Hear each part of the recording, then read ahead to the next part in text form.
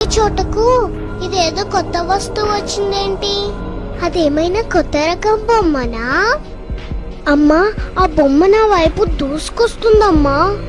అమ్మా, వాళ్ళ నాపమ్మా, అది నా చెయ్యి.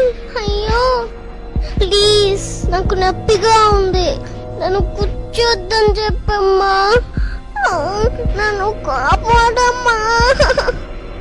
నేను చిన్న పాపని కదా, నన్ను నేను రక్షించుకోలేనని తెలుసు కదా.